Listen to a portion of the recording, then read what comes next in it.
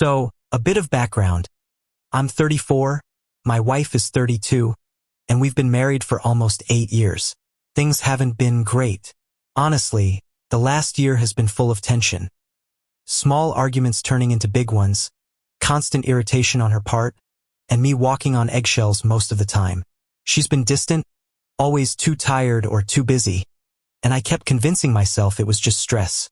We booked this family vacation, me, her, and our 6-year-old daughter, to a small beach town, a place she insisted on because we need to reset.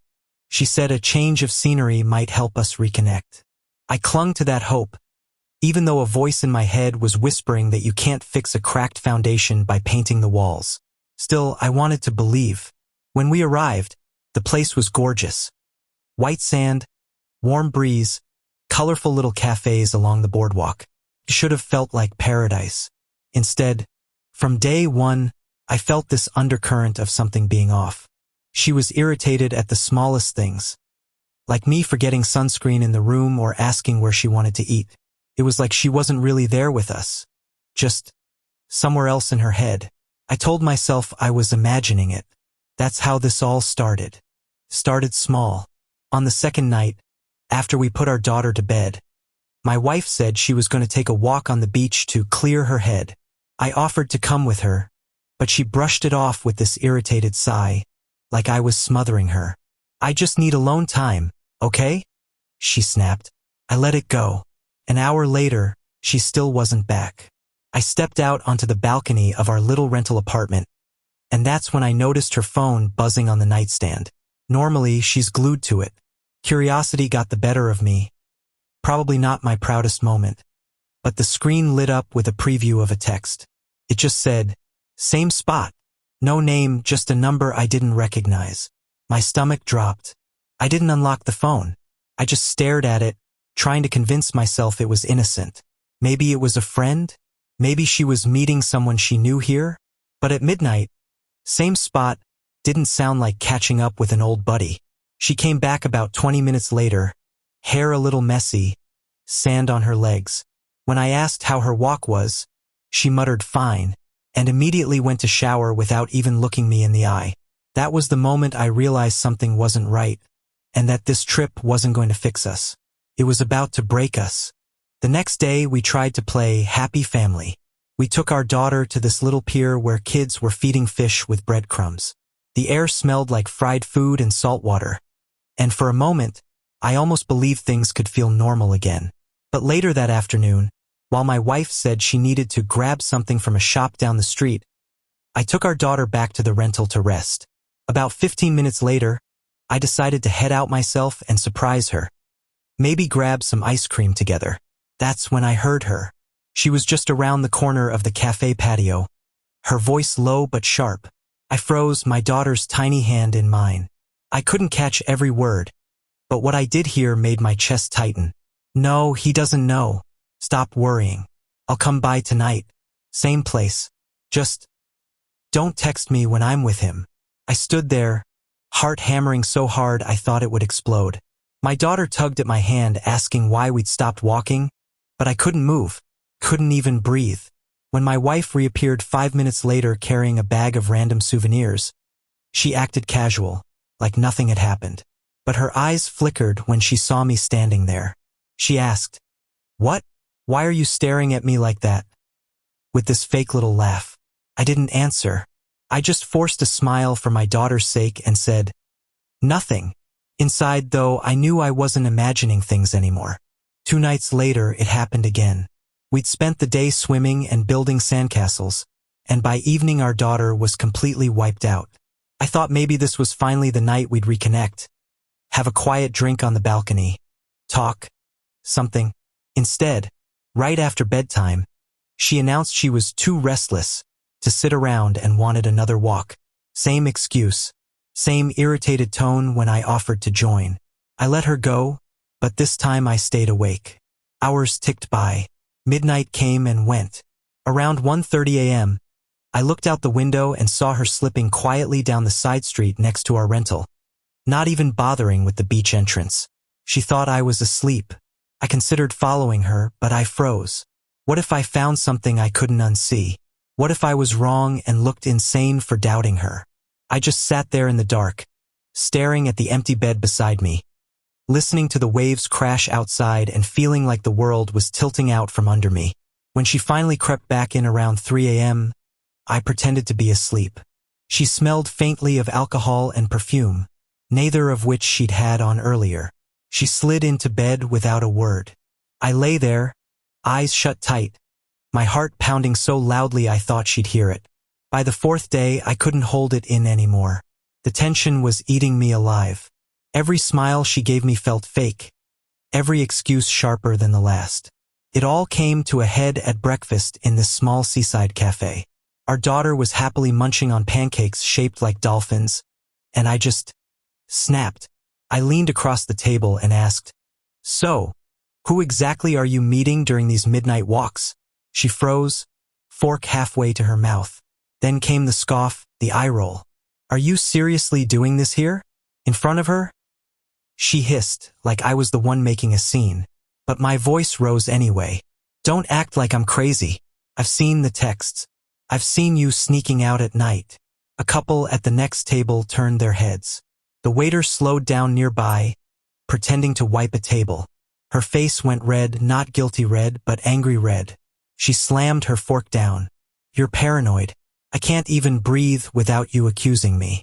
Maybe I need space because you're suffocating me." Our daughter looked up, wide-eyed, confused, her little hands gripping her plate. The humiliation hit me like a punch. Here I was, thousands of miles from home, being painted as the jealous husband in some tourist cafe. I dropped some bills on the table, picked up my daughter, and walked out. My hands were shaking so badly I almost dropped my wallet. Behind me, I heard my wife mutter something to the waiter about crazy accusations. I wanted to disappear. Walking out of that cafe with my daughter clinging to my shoulder, I felt like the entire town had just witnessed me implode. The streets outside were bright with tourists, music drifting from open bars, the smell of grilled seafood in the air. But all I could taste was shame. Back at the rental, my daughter asked in this tiny, confused voice, "Daddy, why is Mommy mad at you?" I didn't even know how to answer. I just told her, "Mommy and Daddy are having a hard time right now, but it's not your fault." When my wife finally returned, hours later, she acted like I had ruined the day. She dropped her shopping bag on the counter and sneered, "Great job embarrassing us in public. Do you feel better now?" I wanted to scream. Instead, I asked her straight, "Are you seeing someone else? Just tell me the truth." Her response? A bitter laugh. "Not everything is about you. Maybe I just don't want to be stuck with a paranoid control freak every second of my life." I can't explain the feeling. It was like my chest caved in. I wasn't angry in that moment. I was just hollow, betrayal mixed with helplessness, and layered over it all was the crushing reality that I was trapped here, in a foreign place, with no family or friends around. Just me, my daughter, and a wife who seemed like she couldn't care less. That night, she slept soundly. I didn't sleep at all. The next afternoon, I took my daughter for a walk along the boardwalk just to clear my head.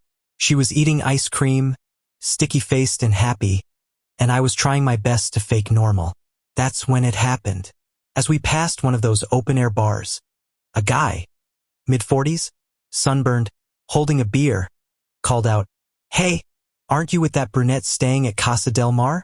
The name of our rental complex. I stopped dead. "Yeah, she's my wife," I said cautiously. The man raised his eyebrows. "Oh, damn." He looked instantly uncomfortable, like he'd said too much. I pressed him. "What do you mean by that?" He waved his hand like he wanted to take it back. "Nothing, man. I've seen her around. Late nights. Thought she was here with someone else. My bad." Then he ducked back into the bar like he couldn't get away fast enough. My stomach turned to ice. I wanted to storm in there and demand every detail, but my daughter tugged my arm, asking why we'd stopped walking. I forced a smile and said, "Nothing, sweetie. Let's go." But inside, I knew it wasn't nothing. Strangers don't just assume your wife's with someone else, unless they've seen something. When we got back, I watched my wife laughing on the phone out on the balcony. Not with me, not for me, with whoever was waiting for her same spot. And I swear in that moment, the world felt like it was tilting out from under me again. That night, I couldn't take it anymore. After our daughter fell asleep, I pretended to do the same. Sure enough, around midnight, I heard the faint creak of the door. My wife was tiptoeing out, careful not to wake anyone. I waited a full minute, my heart racing, before slipping on my shoes and following her. The streets were quiet, just the hum of crickets and the occasional bark of a stray dog. The salty air felt thick in my lungs as I stayed about half a block behind. She didn't go toward the beach this time. Instead, she cut through a back alley that led to the edge of town, where the streetlights thinned out. That's when she slowed, pulled out her phone, and started looking around like she was waiting for someone. I ducked behind a parked scooter, watching. My hands were shaking so badly I had to grip the handlebars just to stay steady. And then, a man appeared, tall, wearing a baseball cap pulled low. She walked straight to him, no hesitation, and I swear I saw her hand brush his arm before they disappeared into the shadows together. Felt like someone had punched me in the gut. Every ounce of denial I'd been clinging to evaporated in that instant. I didn't follow them further. Couldn't. I stumbled back toward the rental, feeling like my legs barely worked, the ocean crashing in the distance like it was mocking me. When she finally returned hours later, she slid into bed without a word, like nothing had happened. But now I knew. The next morning I couldn't play dumb anymore. I waited until our daughter was coloring at the little kitchen table, headphones on her tablet, before I cornered my wife in the bedroom. I just said it. I followed you last night. Her whole body stiffened. She didn't meet my eyes, just started folding clothes that didn't need folding. You're insane, she muttered. I pressed harder. I saw you. You met someone. Who was he? That's when she snapped. She slammed the clothes onto the bed and hissed, "Do you hear yourself? You've ruined this entire trip with your paranoia. You're pathetic." I felt heat rush up my face. Pathetic? You disappear in the middle of the night, lie to me, sneak around, and I'm pathetic. Her eyes were cold, almost bored. Maybe if you weren't so controlling, I wouldn't need to get away from you. Something in me broke right there. It wasn't even about who the guy was anymore. It was her total lack of remorse. No guilt, no shame, just irritation that I'd caught her. The argument got so loud our daughter came running in, crying, asking us to stop. My wife immediately shifted gears, scooping her up and saying, "It's okay, sweetie. Daddy's just upset," making me the villain. That was the moment I realized she wasn't just careless. She didn't care at all. About me, about our family, about the wreckage she was causing. And I felt completely trapped. The tension after that fight was unbearable. We couldn't even sit in the same room without snapping at each other. And our daughter was caught in the middle, confused, quiet, clinging to me more than usual. 2 days before we were supposed to fly home, we went to a crowded beachside restaurant for dinner, trying to keep up appearances. The place was buzzing with music, families laughing, the smell of grilled shrimp and garlic hanging in the air. I was barely holding it together. Halfway through the meal, I noticed her texting under the table. My blood boiled. I leaned over and said, low but sharp, "Who are you talking to now?" "Him." She didn't even try to hide it. She looked up with this smirk and said, "You're embarrassing yourself." Something in me snapped. My voice rose louder than I meant. "I saw you with him. I followed you. Stop lying to my face." The restaurant went dead quiet around us. Forks clinked down, conversations halted. Our daughter burst into tears, and people turned to stare. Tourists, locals, everyone. I could feel dozens of eyes on me, burning into the back of my neck. My wife stood up, tossed her napkin onto the table and said, "You're insane. I'm done with this." Then she walked out, leaving me there with our crying child and an entire restaurant of strangers whispering about us. I wanted to sink into the floor. I'd never felt humiliation like that in my life. That night, back in the rental, I barely slept. I sat on the balcony with our daughter asleep beside me, staring at the dark ocean. The waves kept crashing like a relentless reminder that nothing would ever feel stable again. I felt every emotion all at once. Humiliation, betrayal, anger, helplessness. I kept replaying every suspicious text, every midnight disappearance, every careless lie. The knowledge that she didn't care about hiding it, that she seemed almost proud of how reckless she was, made it even worse. I thought about confronting her again, but what was the point? She wouldn't change, and the trip, the stupid reset, had failed in the worst possible way. I started writing in my phone just to keep my thoughts straight, even as tears rolled down my cheeks. Never, ever trust a vacation to fix a marriage, I typed to myself, especially one where she's already checked out. The next morning, I avoided her completely. I spoke only when necessary, walked on eggshells, but inside, a part of me had already decided. This wasn't just a failed trip. This was the turning point. By day 6, I realized I couldn't keep pretending. I had to decide how to handle the rest of the trip, and, more importantly, what to do about the marriage. I spent hours walking alone on the beach with our daughter, thinking. The sun was hot, the waves glittering under the afternoon light, and every time I glanced at my wife sitting at a cafe terrace, laughing on her phone, it felt like salt in the wound. I knew 2 things for sure. 1, I couldn't trust her anymore. 2, staying silent or trying to fix things would only prolong the pain for me and my daughter. So I made a choice. I would finish the trip civilly for our daughter's sake, but draw clear boundaries. I wasn't going to fight in public. I wasn't going to beg her to stay faithful, and I wasn't going to let her erode my self-respect any further.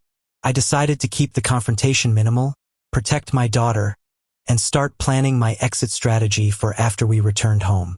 It was the first time I felt a sliver of control in what had felt like a freefall for days. On the last full day of our trip, I finally confronted her one last time. Not in a public cafe, not in front of our daughter. I waited until we were alone in the apartment. I spoke calmly, each word measured. I've seen enough. I've heard enough. I know what's going on, and I can't keep living like this. I'm not asking for excuses. I'm not begging you to stay. This ends when we get home. I'm done with the lies. She stared at me for a long moment, irritation flickering across her face, like she was annoyed at being called out instead of guilty. Then she shrugged and said, "Fine, do whatever you want. I don't care." It was almost worse than a confession. Her lack of remorse, the sheer indifference, it burned me up inside.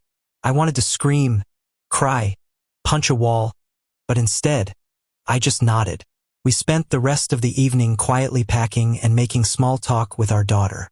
Every word felt forced, every smile fake, but I held on to the knowledge that at least I had drawn a line. The flight home was silent. Our daughter slept curled against me, exhausted from the emotional roller coaster of the trip. My wife sat across the aisle, scrolling through her phone, occasionally glancing out the window with that same detached expression. I stared out at the clouds, thinking about everything that had happened. The sneaky texts, the midnight walks, the strangers who had confirmed my suspicions, the public humiliation. I felt a strange mix of relief and heartbreak. Relief that I had clarity, heartbreak for the marriage I thought we could save and for the betrayal I had endured. I realized that the vacation hadn't been a reset at all. It had been a magnifying glass, showing me the cracks I'd been too afraid to face. By the time we landed, I had made my mind up. I wouldn't let this define my daughter's life or my own. I would take steps to protect both of us, even if it meant ending the marriage once we were home. Even in the middle of pain, I felt a flicker of something else. Strength. A week after we got home, I started the process of separating our lives. It wasn't easy. Dividing property, planning custody arrangements, and facing the reality of what this marriage had become. But every step felt like reclaiming a piece of myself that had been suffocated for years. Looking back, I realize now that vacations aren't magic fixes. They can't repair a relationship built on lies, distance, or indifference. All they do is strip away the distractions and show you the truth in stark relief. I also learned the hard way that ignoring gut feelings, making excuses for someone else's behavior, or hoping they'll come around, can cost you years of your life and your peace of mind. I still love my daughter fiercely, and she was the anchor through the chaos. But as for my wife, I finally accepted that some people aren't meant to be partners, no matter how much history you share. The lesson is brutal but simple. Don't take a vacation as a cure for a failing relationship. Face the truth first, protect yourself and your family, and don't let anyone make you feel insane for trusting your instincts.